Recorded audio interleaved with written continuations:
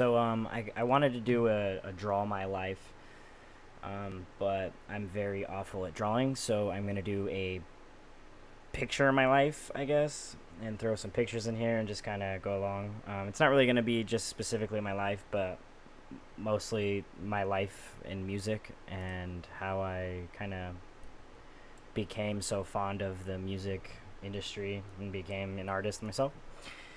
Um, so my life in music, where do I start? I guess my earliest memory of music would probably date back to about 1994. There was an album called Dookie. It was by a young band named Green Day. If you guys have ever heard of them. My dad was like always into like the late 70s, early 80s punk scene, so I think that's probably why he had bought that, because I don't really think he actually liked it as much as I did. I mean, to this day, like when I come around, and Basket Case off that album are still probably like two of my favorite songs. I remember like sitting at the top of the stairs at our old house, back in '94. I'd be like playing like board games or whatever. I was like five or six, and I'd be like singing along. And my mom would like be amazed that like every lyric I knew like word for word. And I think that's kind of where my obsession for music started. Um, Around that time, I knew. Well, no. Around that time, I started to like learn how to read. So anytime I like found a song I liked, I would always make it like routine to look at the back of the CD sleeve, back when they still had that, for like the lyrics, and I would read them over and over until I knew each song by heart. And like up until this point, I never really had a favorite genre of music. I just like certain songs that I would tell my mom to put on the stereo or whatever, and I would just like jam out. So this kind of brings us to the summer of '97. We'll jump ahead a little bit. I was about 8 years old. I was over at a friend's house playing a Nintendo game by the name of Killer Instinct. If you guys remember that. His mom had like had the TV on in the living room. We were like in his room. It was on the MTV station, and it was doing like a top 10 countdown back when they still did that. He hears them getting set up to play like the number one song of the week. He tells me, "Hurry up! I hope my favorite song didn't win." And I'm like, why would you not want your favorite song to win? And he's like, anytime someone is on the top of the charts, the people who lose get mad and they shoot them. And I'm like, what? So this was like right after the time like the whole Tupac Biggie thing happened. So regardless, his favorite song was number one. It was a song called "Mo Money Mo Problems" by Mace, Puff Daddy, and B.I.G. And up until this point, I don't think I had ever heard a hip hop or rap song before, as my parents weren't really into that. And this song quickly became like my favorite song. I loved like everything about it. I bought a CD the following year called Ultimate Dance Party 1998, specifically just for this song and only that song. Like the CD was in just to listen to that song. A lot of you don't appreciate how easy it is just downloading music today. I didn't have that back then. Anyway, so around this time, like I got into that. I'd have a couple other songs that were like on the radio that I liked. I can't really say that I remember them, but my older brother was also listening to like more rap and hip hop alongside me, and I think he's probably the main one that kept me invested into the genre as I was younger. So let's skip ahead a couple. It's about 10 years old. I'm living in Okinawa, Japan, because my dad was in the military, and we'd have typhoons. If you don't know what typhoons are, they're like tropical hurricanes in the Japanese Pacific, that side of the Pacific. Regardless, my point is, we used to have typhoons, and sometimes they would get so bad we weren't allowed to leave our little tower complex that we lived in. And at night, the wind would be like 130 miles per hour, like banging on the doors and windows. And I would be so scared that I didn't want to sleep in my room by myself. So my brother would actually, being the older tough guy, he would let me like sleep on his floor in his room. I don't know, I was young, so like, I don't know, it comforted me, I guess. So we'd be like laying in there getting ready for bed, and my mom would be like, "All right, good night, like go to bed." And we're like, "Yeah, right." So we, talk about video games or whatever, the normal brother shtick. But we started doing this thing where we would make sentences rhyme, like the rap guys on TV would do. And, him being 4 years older than me, of course, he would always destroy me. But he would say, like, the simplest of things that would rhyme. For example, like, it's bedtime, this line rhymes, I eat limes. And I would, like, lose my shit. I thought he was, like, a rap genius. I was like, how are you so good? So this sort of started my desire to become better at that. Of course, eventually I became better. So up until this point, it was pretty much like a for fun thing between me and my brother. That, of course, was the case until I was in about 7th grade. I had this friend at school that I met. His name was Ronald. He told me there was a website on the internet that you could type up lyrics and people would tell you how good you did.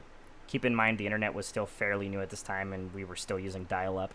Anyway, this idea intrigued me, so I was like, all right, what's the website? I went to the site. It was called atomicvocals.com. I made a stupid name. I think I was called Scribble or something. Because around that time, DJ Scribble was all over the TV, and I thought he was cool for whatever reason. I went through many names before reaching a decision, but that's a different story. Anyway, I logged onto the site and typed stupid little rhymes and got a few people being nice, saying they liked it. And it made me feel great. Like, I was actually good at something. Mind you, growing up, I was the youngest child, so I was always second place to my brother in everything. Like, every video game, every board game, every sport, like rollerblading around the block, he'd always beat me. So as a preteen, being better than my brother, my older brother at something was like awesome. And it was about that time I discovered on this website you could battle people. You mean I could talk shit on someone else over the internet and get like internet website cred? Sign me up, right? So this is basically the story behind like the next few years in music. That site went under, a new one went up. I think at one time I was on like 4 different sites battling people. So I think I'm in like 8th grade now. Getting a little more confident in my rapping, getting a little bit more complex. And I land on a site called flowdoctors.com. It was on this site I met a kid. We met up on this message board and discovered we had a similar rhyming style and writing technique. And coincidentally, our names were scary similar. If you didn't already know, this is where I first met Conclusion. This guy, to this day, is like my hip-hop big brother. If it wasn't for him, I probably wouldn't be doing this still. Now that I think of it, he probably wouldn't either if it wasn't for me. We would sit on MSN Messenger, AIM Messenger, or whatever it was at the time, and just type freestyled lyrics back and forth and try to rhyme off the previous line for hours. And I think this is probably one of my favorite memories I've made with this guy, but I digress. We eventually made a crew, as they were called back then. It's still around today. We go by the name of Thought Process. You ever heard of it? Originally,